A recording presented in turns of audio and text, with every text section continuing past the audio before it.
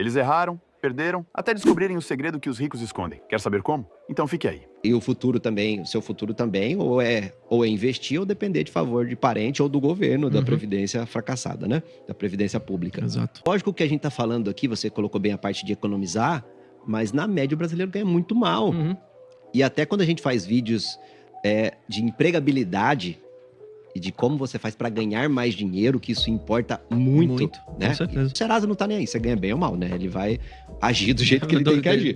Da mesma forma. Pois é. E o futuro também, o seu futuro também, ou é investir ou depender de favor de parente ou do governo, da Previdência fracassada, né? Da Previdência Pública. Exato. O brasileiro precisa focar também.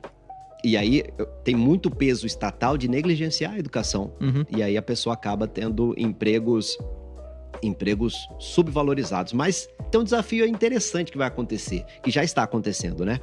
Porque antigamente nossos pais nos falavam estude para que você possa trabalhar do jeito que você tá aí, né, Bruno? Você é uma estrela de um podcast. Estude para você trabalhar na frente de um computador. E agora a inteligência artificial está substituindo quem? O cara que está sentado na frente do computador. Então essa parte, e é o grande desafio agora para mim, a meu ver, é essa empregabilidade, como que a gente faz para continuar sendo útil e produtivo, né? Até uma coisa que é legal, né? Várias entrevistas, o Lula, inclusive, sempre falou assim, porque o mercado, eu não vou desagradar o mercado e não sei o quê, porque esse mercado...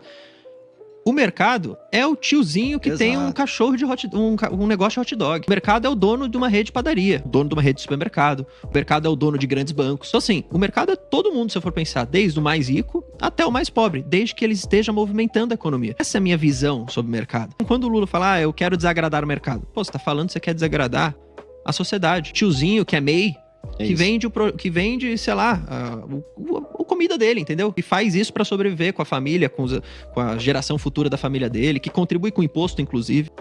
Como que muda isso? Educação financeira. Olha, no final do dia é você com você mesmo. Eu acho que quando as pessoas aprenderem a lidar com a escassez, com essa questão de o dinheiro é finito, a gente tem que se planejar, a gente tem que pensar no que a gente vai fazer no futuro, a gente não pode abrir mão do futuro para usufruir do presente. Tem que pensar dos diferentes timings da vida. Acho que isso vai mudando a sociedade, isso vai evoluindo como um todo. Exato. Mas precisou acontecer algo para mim que é um evento extraordinário e o mais fantástico na vida de um homem, que é o nascimento do meu filho. Para ele nascer, para eu ver que eu estava fazendo tudo errado. Sabe? Cuidava de mim, não cuidava do meu emocional. Mas em 2015, muitas empresas, 2 milhões de empresas no Brasil quebraram. E a nossa foi quase, sabe? Mas é assustador, é uma realidade assustadora, a meu ver, numa situação que o poder de compra da moeda, que o governo emite e inflaciona, ele não dá conta de repor o preço das mercadorias e serviços. Então você tem um caminho muito longo para se percorrer na educação financeira do Brasil, e eu acredito que é só isso que vai mudar a verdadeira realidade da sociedade, entendeu? Não é o governo aqui, o governo ali, é a educação, na minha opinião, é a educação financeira que vai fazer com que as pessoas evoluam. Porque no final do dia é a pessoa poupando, investindo, garantindo uma melhor vida para a família dela no futuro, para gerações futuras, que não depende de governo nenhum, depende dela no final do dia e da educação financeira, claro.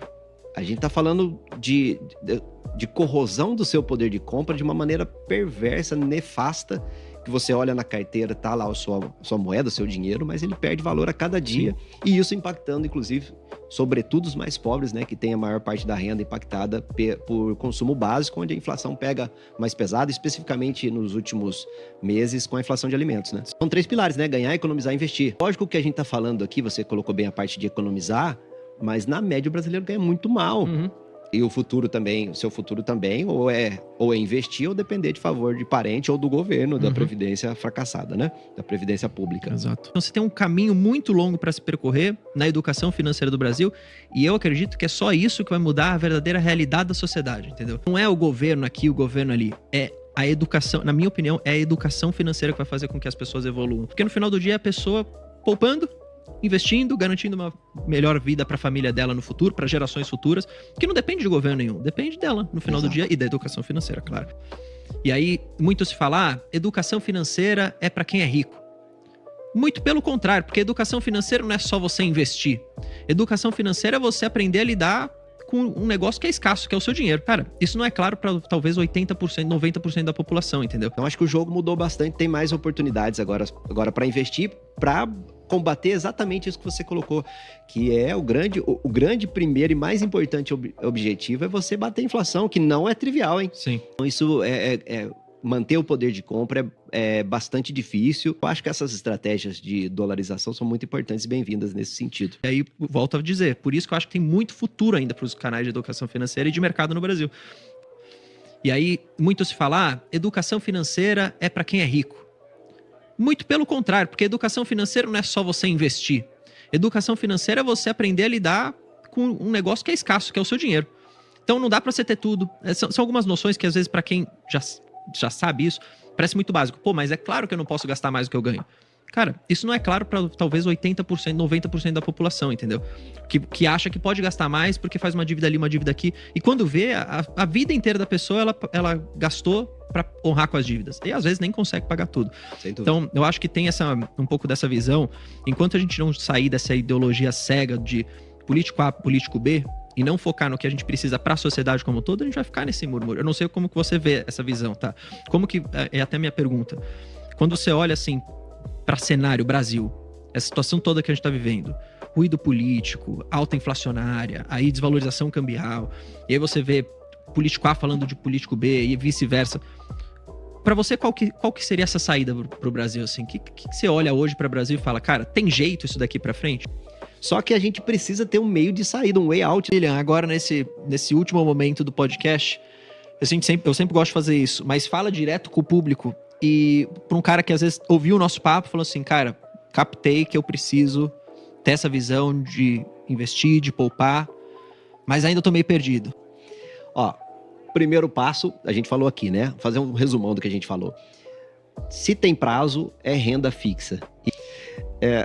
Tem prazo, coloca o seu dinheiro na renda fixa. Renda variável, eu gosto de dizer que ela não tem prazo. Não é nem longo prazo, ela não tem prazo. Qualquer pessoa que diga para você um horizonte temporal na renda variável, ela vai estar te enganando. Consegue investir em boas empresas no Brasil para o longo prazo, mas isso requer atributos aí, pessoais seus, de paciência, persistência, de investir por longo prazo.